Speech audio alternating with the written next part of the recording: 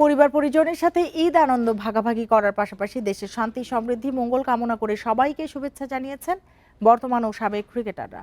সৌহার্দ্য বজায় রাখার আহ্বান তারকাদের। অন্যদিকে স্কটল্যান্ড থেকে দেশবাসীকে ঈদের শুভেচ্ছা জানিয়েছেন জাতীয় নারী দলের ক্রিকেটাররা।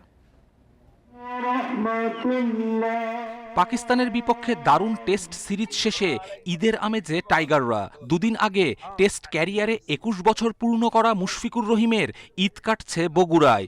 দেশ ও জাতির মঙ্গল কামনায় মোনাজাত মিস্টার ডিপেন্ডেবলের। নামাজ শেষে কুশল বিনিময় করেন পরিবার, আপনজন, সর্বসাধারণের সঙ্গে।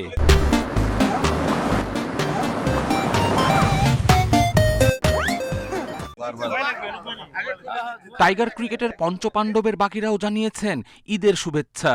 চট্টগ্রামে ঈদ করছেন বিসিবি অ্যাডহক কমিটির প্রধান তামিম ইকবাল। যুক্তরাষ্ট্রে ঈদ উদযাপন সাকিব আল হাসানের।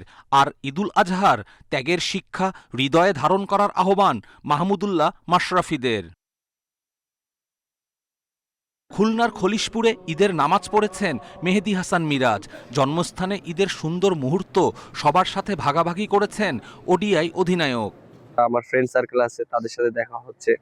তো আমার কাছে খুবই ভালো লাগছে, আর সবার সাথে দেখা হচ্ছে ঈদের, এবং সবাই আমাকে দেখে খুব আনন্দ পেয়েছে এবং তারা বলেছে যে আমি এসেছি এই ঈদে, তাদের সাথে সময় কাটাচ্ছি, তারা অনেক খুশি আমার এলাকার মানুষ।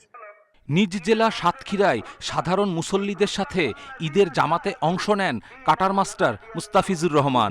নাটোরে ঈদের আনন্দ ভাগাভাগি করেছেন স্পিনার তাইজুল ইসলাম।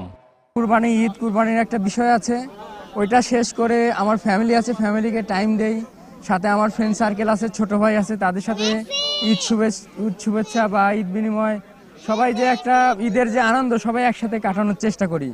ঈদের ছুটিতে রাজশাহীতে নাজমুল হোসেন শান্ত সামাজিক মাধ্যমে পরিবারের সাথে ছবি শেয়ার দিয়ে ঈদের শুভেচ্ছা জানান টেস্ট অধিনায়ক। ঢাকায় পরিবারের সাথে ঈদ আনন্দে মেতেছেন স্পিড স্টার তাসকিন আহমেদ।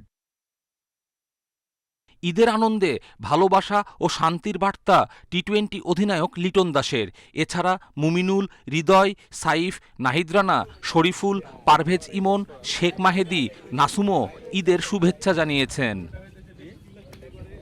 নারী টি-20 বিশ্বকাপের আগে ত্রিদেশীয় সিরিজ খেলতে স্কটল্যান্ডে টিম টাইগ্রেস। এডিনবার্গে ঈদের নামাজ শেষে দেশবাসীকে ঈদের শুভকামনা জানিয়েছেন জ্যোতি মারুফারা।